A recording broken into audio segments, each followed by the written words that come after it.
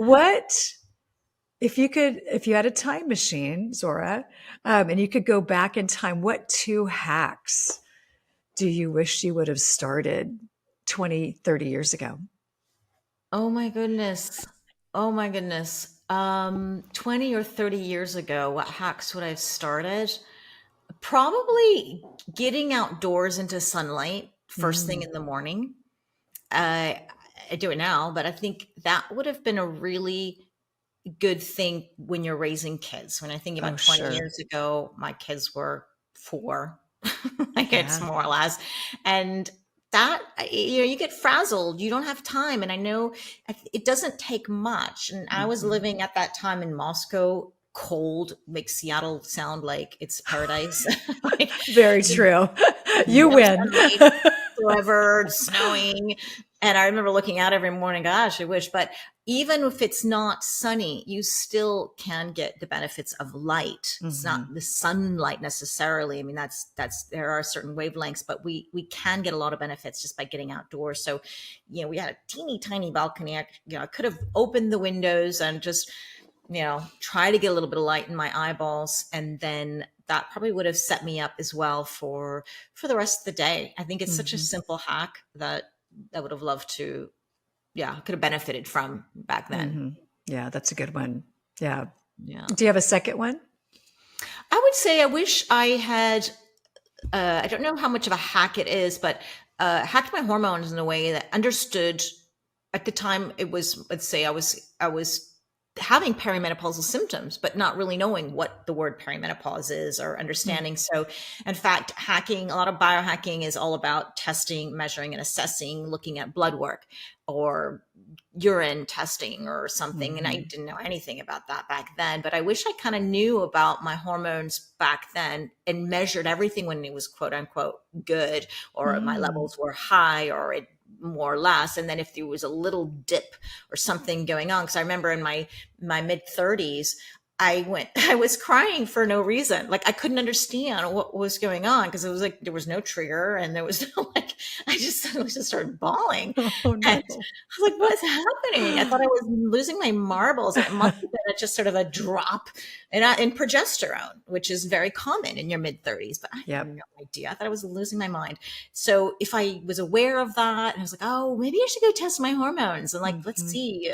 Like, that would have been a really cool hack to understand. And then just use a little progesterone cream when I'm feeling weepy for no reason. Like you just rub it Mhm. on and done. Great hack. And I just didn't know. Yeah, those are two really great hacks. And of course, we don't have our, magic wand to be able to go back, but would you say that for most hacks it's never too late?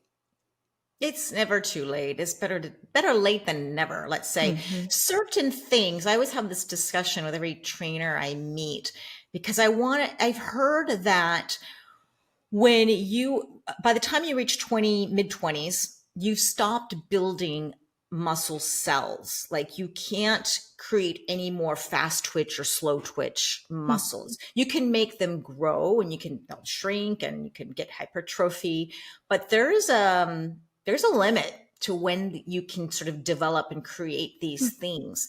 And I thought that was really interesting, that if I knew, I'm telling my kids all the time, like, just go train, build muscle now. Like, because Mhm. after that it's done. I mean, not that it's late, but it's a good thing.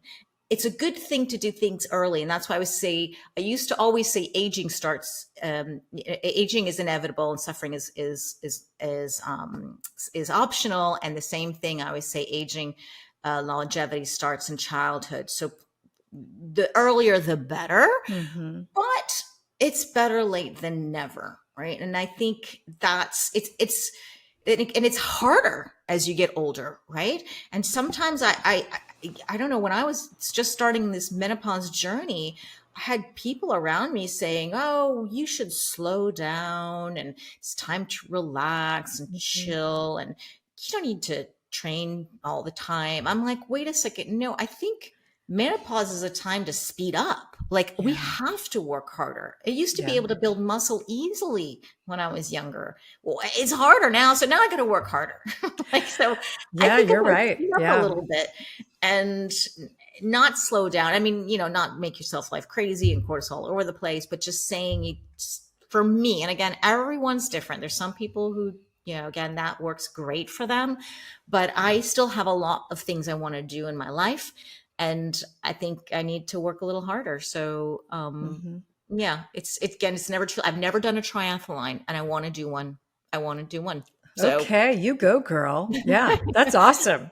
I I think it's support great. you, and yeah, I'll be cheering you on. And I have to be careful of my mindset because now what I'm saying is, oh, I'm tired. Well, I'm 60. And you know what? Mm, I don't want to buy into that that's because ageist. yeah, That's self-inflicted ageism, which is the okay. worst ageism in the Yeah. world.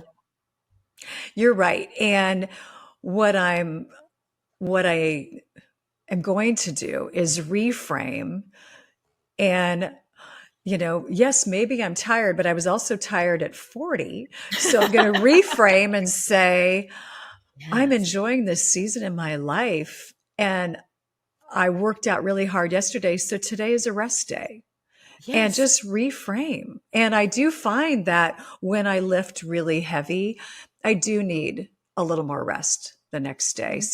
And that's honestly, if I took a look back, I probably felt the same way at 40 that I do at 60. But I feel like I'm stronger at 60 than I was at 40 because in my Mhm. 40s, I was really just doing cardio, running lots of half marathons and all the Yeah. things. And now I'm lifting 4 days a week. And Yeah. it's so interesting how my body's changed and things, don't fit like they used to. But I'm also reframing that and saying, well, it's because my muscles are bigger, Yeah. and I love being stronger because muscle is the currency of aging, and we need to have as much currency as possible. Absolutely. And Yeah. changing that mindset, I'm sure you've heard of it. Dr. Becca Levy had incredible research on Hmm. older adults and looking at them through part of their lifespan. I can't remember if it was 20 years or I don't know what it was, but then she looked at the people who died and the people who survived, and she found out that if you have a positive attitude towards aging, like, oh, it's not so bad, or this, I'm going to be, stronger or wiser or whatever it is, those people lived 7.5 years longer than those who thought What? more negatively. Yes. 7.5 years is kind of a long That's time just by having a huge. good attitude about aging. Oh my gosh, Zora, that's incredible. Yeah. 7.5 years when you're 80. That feels Hmm. that feels like a lifetime. That's incredible. Because there's a Yeah. lot I haven't done. There's a lot of places I want to visit. There's a lot of volunteering I still have left in me, and I want that 7.5 years. Absolutely. Who Yeah. doesn't? And you want equality. You want equality. I So the want seven and a, super high quality. Yeah. I yeah. want to be surfing until my last day on the planet.